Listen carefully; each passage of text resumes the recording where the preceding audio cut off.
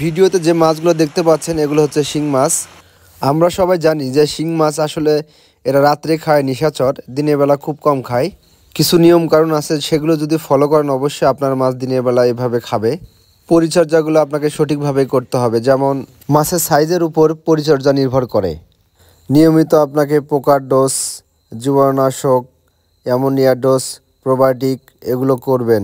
নিয়মিত মাসে অন্তত একবার করার চেষ্টা করবেন। যদি মাছ আপনার সাইজে 100টার নিচে হয় তাহলে অবশ্যই আপনাকে মাসে 2বার এই ডোজগুলো প্রয়োগ করতে হবে।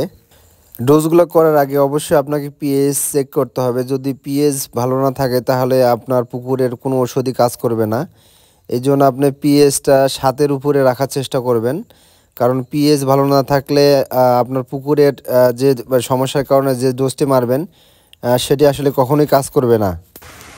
মাছ চাষে লাভবান হতে গেলে আপনাকে পুকুরের পরিবেশ ভালো রাখতে হবে, কারণ আপনি যে ঘরে থাকবেন সেই ঘরে যদি পরিবেশ সুন্দর না থাকে আপনার স্বাস্থ্য ভালো থাকবে না। সেম মাছের ক্ষেত্রে সেম।